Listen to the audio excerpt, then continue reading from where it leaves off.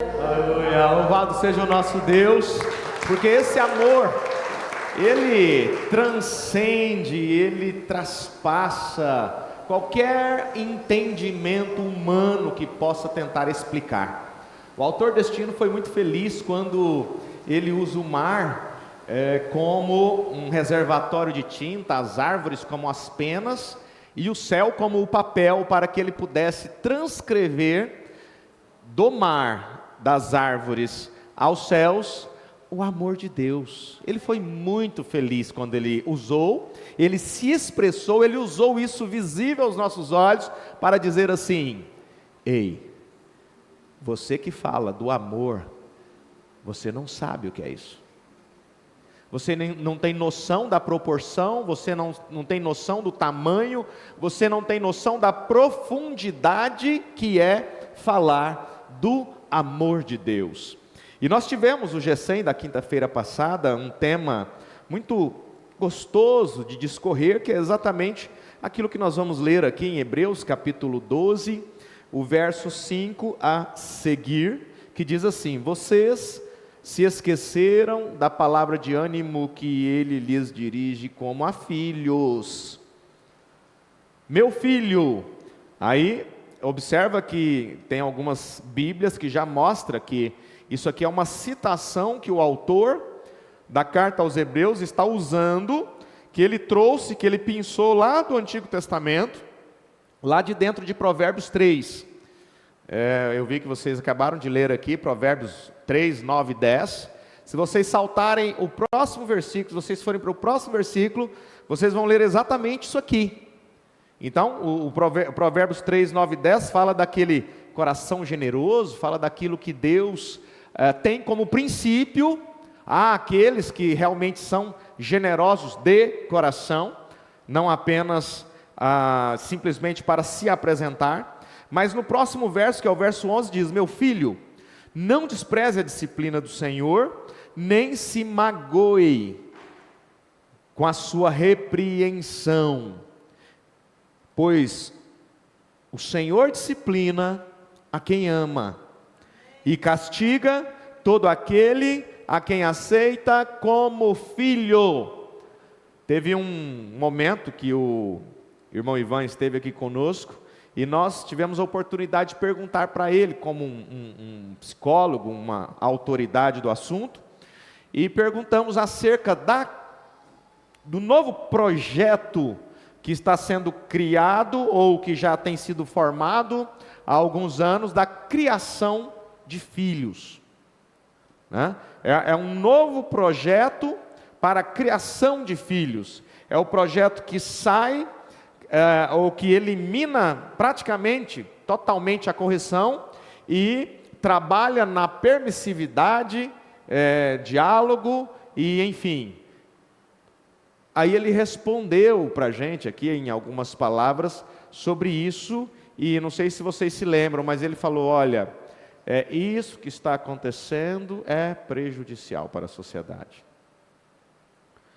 É lógico que, gente, tudo que vai se fazer para livrar as pessoas de situações ruins, porque o que estava acontecendo? Crianças sendo prejudicadas, crianças tendo o resto das suas vidas prejudicadas por causa de traumas, de violência na infância, agressões físicas, agressões verbais, agressões psicológicas, e isso tudo trazia mais prejuízo do que edificação para aquela criança. Para corrigir isso, vamos levar para o outro lado, e onde nós chegamos hoje, a ausência total da correção, a ausência total da autoridade dos pais sobre os filhos, mas pais sendo treinados para serem apenas amigos dos seus filhos. E pai não pode ser simplesmente amigo, pai tem que ser pai, mãe tem que ser mãe, além de amigo tem que ser pai. Porque amigo, você troca ali uma conversinha e fala uma piadinha, né? Os adolescentes entre si, e na verdade pai tem que ser amigo, mas ao mesmo tempo tem que ter a autoridade de um pai. Mãe tem que ter a autoridade de mãe. Não é simplesmente o poder atribuído, né? de um pai, de uma mãe, mas a autoridade para que os filhos entendam que a correção de um pai não representa descaridade ou falta de amor, mas a correção de um pai, a correção de uma mãe, representa o amor que Deus quer que nós tenhamos para com os nossos filhos, enquanto a permissividade tem demonstrado mais a ausência do amor do que se possa imaginar. Mas, quando Salomão trata deste assunto lá em Provérbios capítulo 3, ele vem mostrando que isso que ele havia aprendido do seu pai, Davi, e que Deus queria que nós como filhos, o verso 5 diz, vocês estão se esquecendo da palavra de quê? De ânimo. Gente, a correção não é uma palavra de desânimo. A correção, ela precisa soar sim como uma palavra de ânimo. Meu filho, não despreze a disciplina do Senhor, nem se magoe com a sua repreensão, pois o Senhor disciplina a quem ama e castiga todo aquele a quem aceita como filho. Interessante, a Bíblia está repleta de termos, de textos, que mostra que um filho, ou seja, nem todos são filhos de Deus. Ela está repleta, está solto, em diversos pontos da palavra de Deus, que nem toda a humanidade pode se dizer que é filho, filha de Deus. Toda a humanidade pode dizer sim que é criatura, criado, feito, entretecido sim por Deus, no ventre, afinal de contas, Deus apenas que pode realmente dar vida. Mas nós vemos aqui que Deus, o Senhor, disciplina aquele que Ele ama e castiga todo aquele a quem aceita como filho. E para que alguém seja aceito como filho, nós temos na Escritura que a partir do momento que nós deixamos de nos submeter aos principados e potestades das trevas, nós passamos a nos submeter ao Pai da luz, e aí então nós nos tornamos filhos de Deus. Por isso nem todos são. Nós não podemos dizer que todos são filhos de Deus, conforme as Escrituras. Aí ele diz no verso 7, suportem as dificuldades, recebendo-as como disciplina. Deus os trata como filhos. Ora, qual filho que não é disciplinado por seu pai? Qual filho? Então, quando ele fala isso, ele mostra que um pai que não disciplina, uma mãe que não disciplina, muito provavelmente não é visto como um pai, uma mãe, pelo próprio filho. Sabe, engraçado, tem acontecido, tem feito, não é nem experimentos em si, mas tem se descoberto que quanto mais permissivos os pais, mais dificuldade esses filhos têm de reconhecer o amor deles. É interessante isso. Quanto mais permissivos os pais, mais dificuldade estes filhos terão de reconhecer o amor destes pais. Isso prova que a Bíblia tem razão, que amor não trabalha independente da disciplina, da correção, do castigo. Automaticamente, como ser humano, é lógico que aqui nós vamos ver que nem sempre a correção no presente momento é agradável, mas no futuro aquele filho, aquela filha reconhece que apesar de desagradável, aquela correção estava demonstrando verdadeiramente amor. Se vocês não são disciplinados, e a disciplina é para todos os filhos, então vocês não são filhos legítimos, mas sim ilegítimos. Além disso, tínhamos pais humanos que nos disciplinavam e nós os respeitávamos. Quanto mais devemos submeter-nos ao Pai dos Espíritos para assim vivermos. Nossos pais nos disciplinavam por curto período, segundo lhes parecia melhor, mas Deus nos disciplina para o nosso bem. Vamos falar isso juntos? Deus nos disciplina para o nosso bem. Não quer dizer que é agradável, mas é para o bem. Para que participemos, ou seja, qual que é o propósito da disciplina? Para que nós venhamos participar da sua santidade. Sem disciplina não há santidade. Para que possamos participar da santidade de Deus, nós precisamos ser disciplinados por Ele. Nenhuma disciplina, verso 11, parece ser motivo de alegria no momento. Claro que não. Claro que não. Mas sim de tristeza. Mais tarde, porém, produz fruto de justiça e paz para aqueles que por ela forem ou foram exercitados. Gente, principalmente quando você era jovem e você queria fazer parte de um grupo ali, de amizade, de colegas, de amigos, e de repente há uma falsa impressão que o seu amigo é aquele que nunca lhe dirigiu uma palavra de correção. Aí você ia no ritmo daqueles que também seguiam aquele ritmo, e de repente você estava fazendo coisas que fugiam dos seus princípios e valores, mas você estava naquela turma, você fazia parte daquele grupo, e você continuava fazendo, mas de vez em quando no meio daquele grupo surgia alguém que dizia assim: ei, estamos avançando muito sinal. Olha aqui, deixa eu te dizer uma coisa. Nós estamos indo além do que os nossos princípios e valores regem sobre as nossas vidas. Aí sabe como que essa pessoa é tida? É um chato, é um retrógrada. O que acontecia com essa pessoa? Ela era tirada daquele meio, daquele convívio. Por quê? Porque ela era considerada alguém que iria atrapalhar o desenvolvimento daquele grupo, daquela comunidade.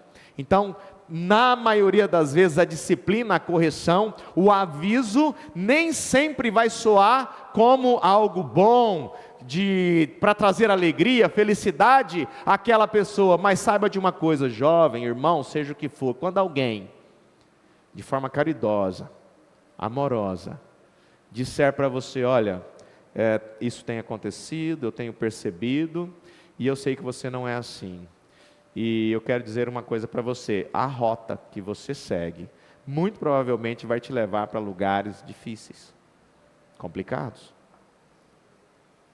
E o que isso causa naquela hora? Causa um desconforto, porque quando a pessoa pratica algo, ela acredita que aquilo é o que ela deve realmente praticar. Então, de repente, alguém vem e mostra para ela que a rota não é aquela, o caminho é outro.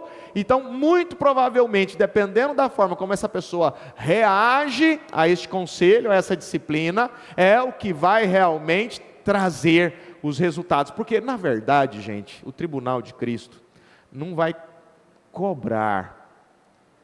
Quando a gente lê ali 2 Coríntios capítulo 5, o tribunal de Cristo não vai cobrar muito aquilo que você simplesmente faz, ou que você tem, ou que você conquistou, ou que você possui. Ah, você tem menos, você tem mais, olha como você faz, olha como você deixou de fazer. Mas o tribunal de Cristo, ele sonda muito além daquilo que nós fazemos, deixamos de fazer, possuímos ou deixamos de possuir, mas o tribunal de Cristo vai requerer de nós aquilo que nós realmente somos, como seres humanos. Hoje de manhã nós estávamos falando da cidade fortificada de Jericó. E quem esteve ou quem assistiu, entende que a cidade fortificada de Jericó, ela está ali na palavra de Deus muito mais para servir como uma lição para nós hoje, como os grandes problemas, provas, vícios, hábitos negativos que nós temos e que precisam ser vencidos, está barrando o nosso progresso.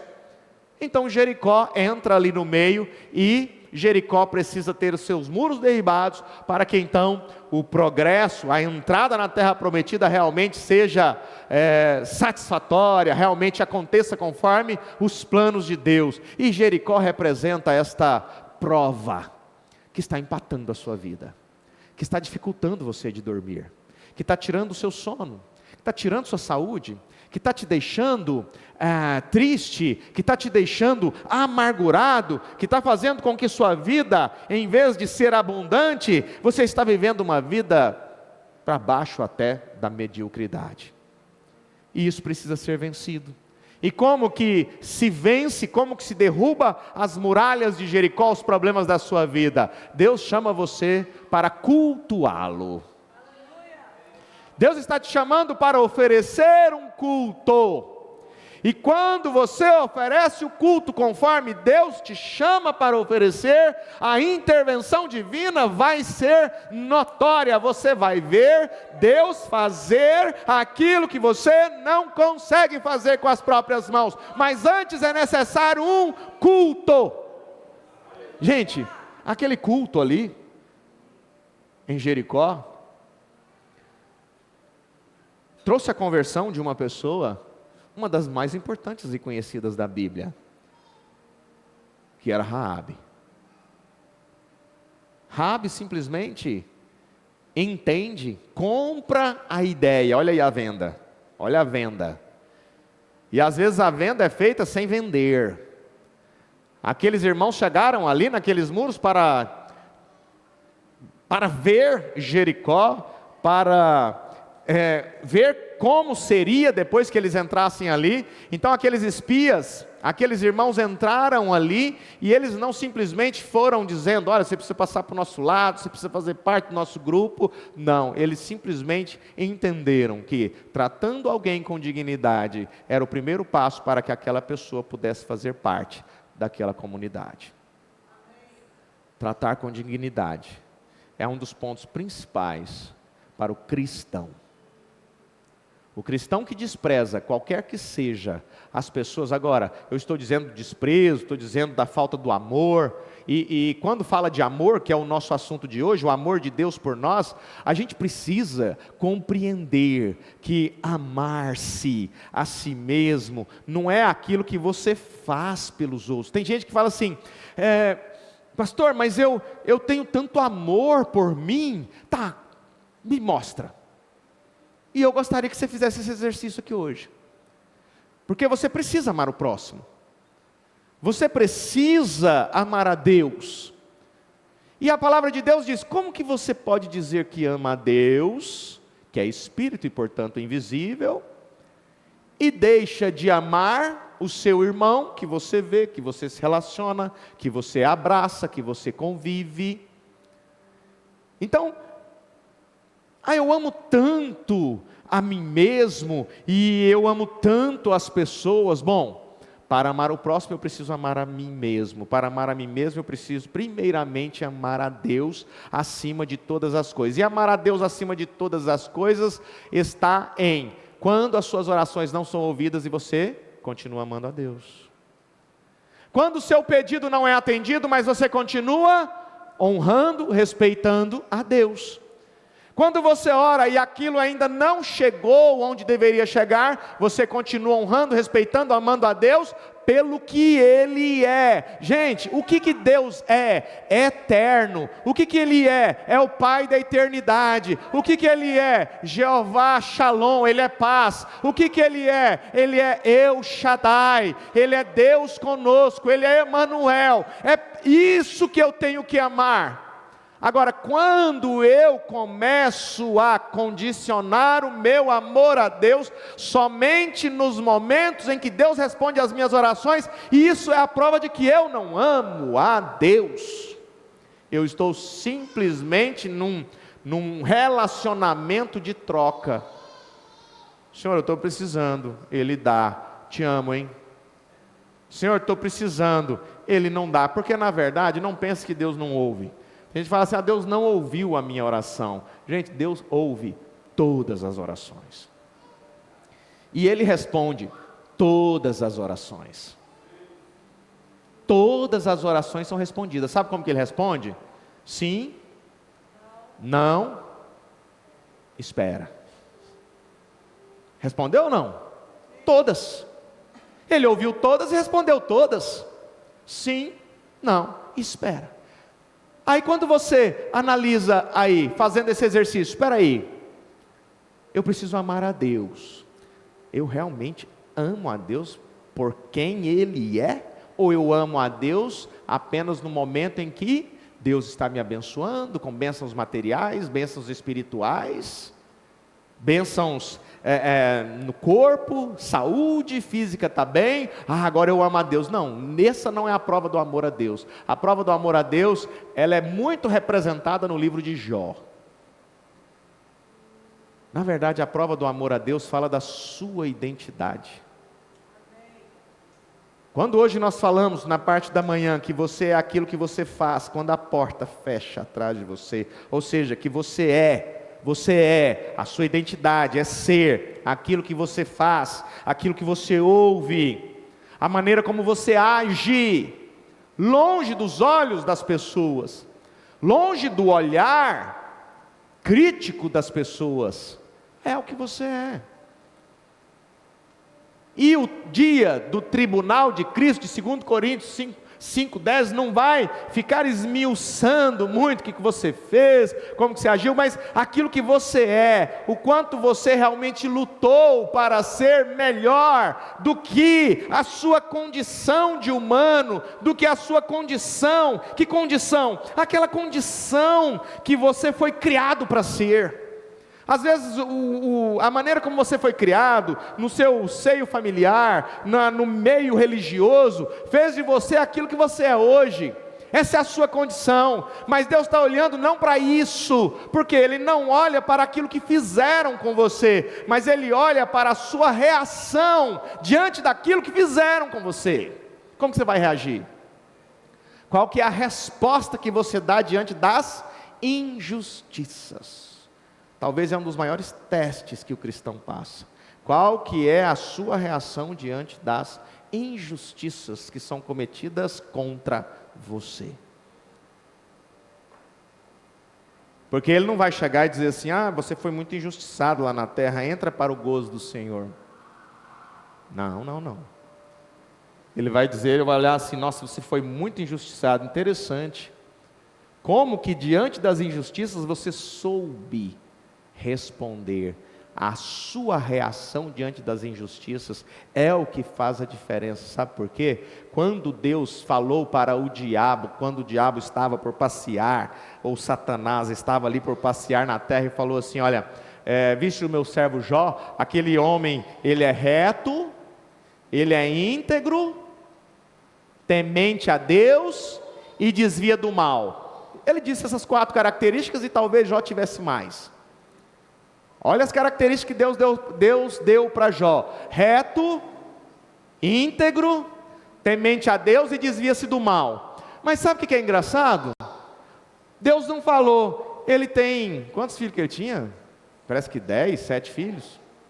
Ele tem 7 filhos, você viu? Que filhos legais ele tem? Ele tem uma esposa amável, que cuida dele. Você não viu as fazendas de Jó? E o rebanho, tudo aquilo fui eu abençoando ele. Por quê? Porque ele é reto, íntegro, justo, desvia-se do mal, teme a Deus. Está vendo tudo que ele tem? Está vendo o que Jó faz? As pessoas param para ouvir ele. As pessoas se assentam e dizem, Jó, nós estamos com essa questão, com esse problema, através da sabedoria que você tem, o que você diz para nós, Jó? Então, Deus podia ter dito, olha lá, ele ensinando as pessoas, olha lá, ele pregando para as pessoas, olha a sabedoria que Jó tem, olha que paciência ele tem diante da situação, olha como ele leva e conduz a sua família, olha como ele trata os seus empregados, o rebanho que ele tem. Deus falou isso? Sabe por quê? Que é outro exercício que nós precisamos fazer. Se hoje Deus tirasse ou permitisse ser tirado as suas graduações, os seus estudos, tudo que você já adquiriu, tudo que você tem, até mesmo o respeito que as pessoas hoje têm por você, que você adquiriu isso, a honra que você tem, que foi adquirida no decorrer dos anos, é um exercício bom para ser feito e ao mesmo tempo muito difícil. Se hoje isso tudo fosse tirado, e a gente tem que entender que o amor passa por isso, o amor de Deus passa por este processo. Se tudo isso fosse tirado, o que sobraria de você? Além do seu número do CPF. Será que a essência que Jó tinha antes de perder tudo, permaneceu nele? Porque quando Deus disse que ele era reto, justo, íntegro, desviava do mal, temente a Deus, quando tirou tudo que ele possuía, que ele fazia, ele continuou sendo justo, reto, íntegro, temente a Deus e desviando-se do mal? É isso que Deus quer de nós. E às vezes nós estamos fazendo, como se no dia do tribunal de Cristo, ele fosse, mas como você foi fazedor, hein? Não. Ele vai olhar para aquilo que é realmente a essência do seu ser e dizer, mesmo diante das lutas, provações, dificuldades, batalhas, aquilo que você é, você nunca deixou de ser. Então, quando a gente toca nesse assunto de identidade, do que nós temos que ser, entendam, gente, é aquilo que Deus quer de nós, é aquilo que nós realmente somos, e nós só analisaremos quem nós realmente somos, quando nós começarmos a avaliar a nós mesmos, e perceber o que nós estamos fazendo longe dos holofotes, dos olhos, dos olhares. E quando nós vemos aqui o autor da carta aos Hebreus dizendo, não espere que a correção, a disciplina, o amor de Deus venha trazer muita alegria momentânea, mas vai trazer tristeza às vezes. Gente, agora imagina uma coisa, igreja não é lugar que você vem para procurar ouvir apenas aquilo que encaixa nos seus desejos e vontades. Afinal de contas, ou nós vamos simplesmente seguir os nossos desejos, nossas vontades, ou submeter os nossos desejos e vontades ao caráter de Deus, uma coisa ou outra. Ou nós vamos seguir aquilo que nós desejamos, aquilo que nós queremos, ou nós vamos submeter isso ao caráter de Deus, à vontade de Deus, à disciplina de Deus. Aí você diz, mas lá em Salmo, o salmista fala que todos os nossos desejos serão atendidos. Aí a gente precisa ir lá em Salmos e ver se é isso mesmo. Salmo de número 37, diz assim, confie no Senhor e faça o bem, verso 3. Assim você habitará na terra e desfrutará segurança. Primeiro ele fala, confie no Senhor e faça o bem. Deleite-se no Senhor, é mais um mandamento. Ou seja, deleite-se, entregue-se, usufrua, e Ele atenderá aos desejos do seu coração. Entregue o seu caminho ao Senhor, confie nele e Ele agirá. Será que Ele está dizendo para você se entregar aos seus desejos e suas vontades apenas? Não. Ele não está dizendo para você se entregar os seus desejos, suas vontades, aquilo que você quer.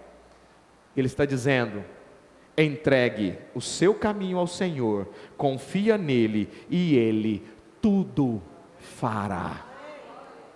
Não é o culto que nós ouvimos nesta manhã que fizeram lá em torno de Jericó?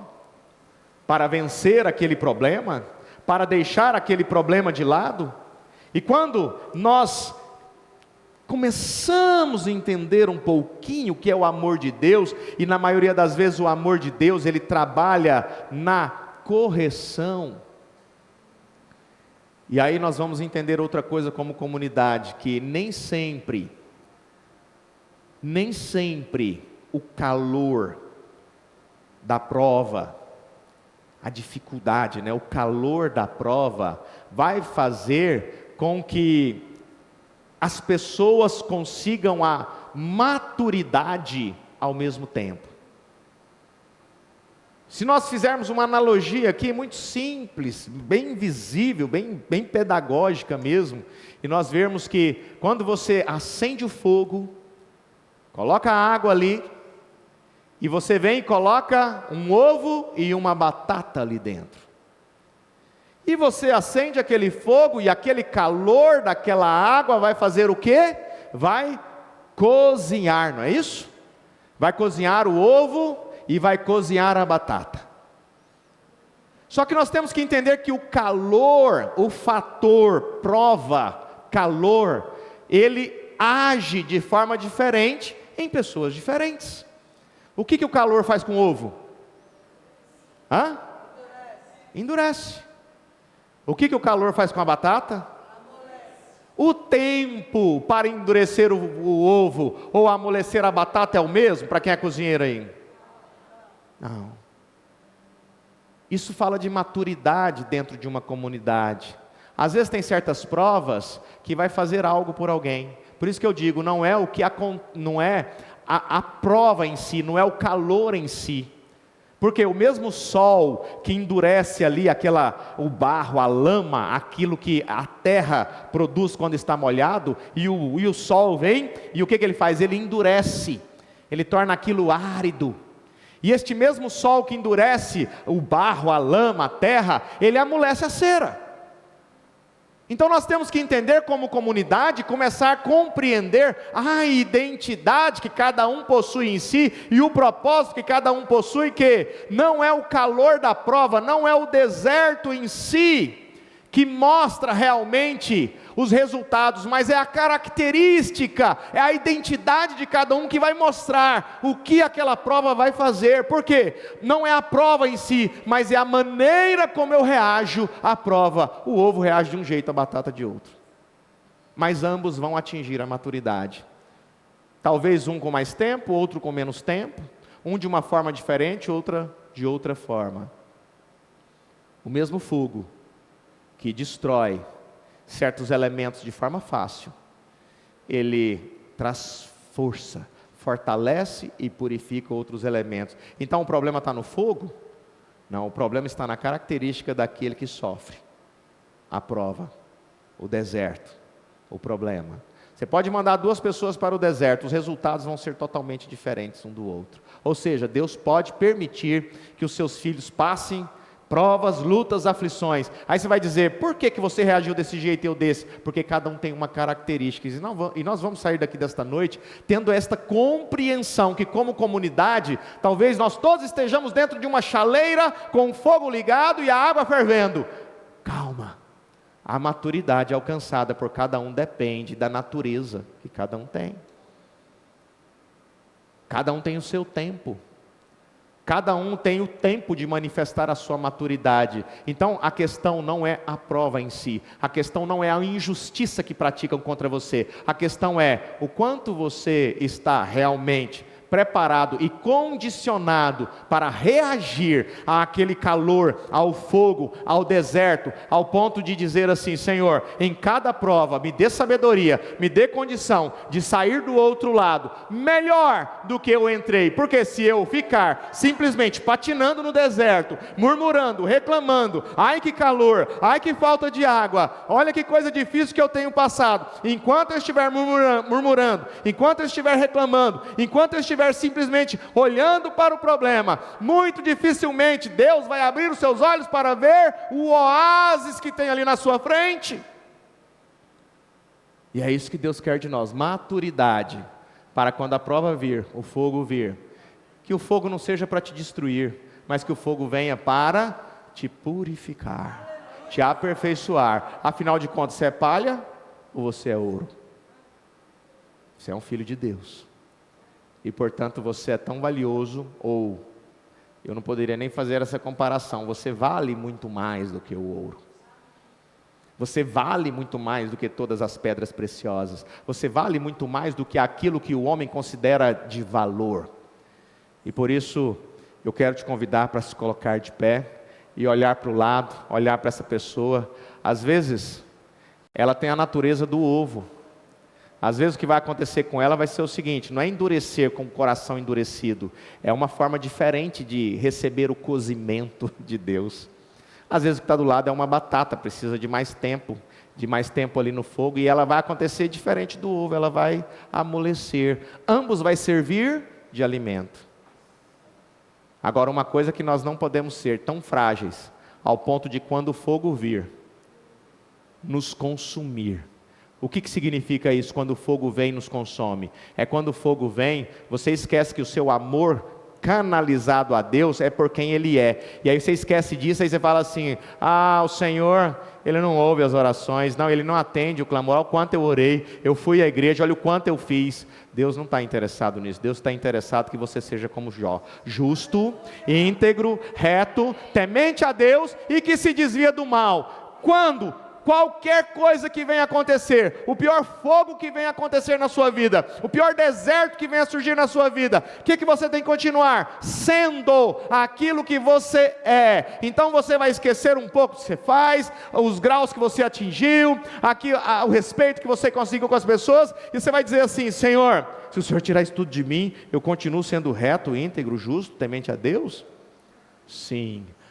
Então, Senhor, então nesta hora eu peço que você levante suas mãos, e se você ainda não chegou a essa conclusão, peça a Deus isso, pede a Ele para que Ele possa te encher, te preencher com o amor dEle, este amor que é insondável, este amor que é inatingível, este amor que mesmo que todos os mares fossem tinta, que todas as árvores fossem pincéis, fossem penas, e que todo o céu fosse o papel para falar, para descrever o amor de Deus, ainda assim nós não chegaríamos no limite, na profundeza, na profundidade que é o amor de Deus. E nesta noite, um pouquinho do que nós podemos trazer deste amor, possa fazer parte da sua vida, possa te levar para um andar mais alto, possa trazer entendimento e conhecimento na sua vida, para que você possa olhar para dentro de si e entender: você não está aqui para você apenas, você está aqui para amar a Deus em primeiro lugar, e ao próximo como a si mesmo. Mas como que você vai amar ao próximo como a si mesmo, se você não tem amado nem a si? Comece a amar mais a si mesmo, comece a amar-se mais a si mesmo, e assim você vai ver que aí fica fácil você amar as pessoas, você amar ao próximo, e que a graça do nosso Deus e Pai seja com cada um de vós. Acompanhe vocês nesta semana, acompanhe vocês onde forem, no trabalho, na vida diária, na família, no lar, nas ruas, nas viagens, e que você, se você está hospitalizado, que Deus possa te tirar deste lugar com saúde, que Deus possa te livrar das enfermidades que corroem o seu físico, em nome do Senhor Jesus Cristo. Amém.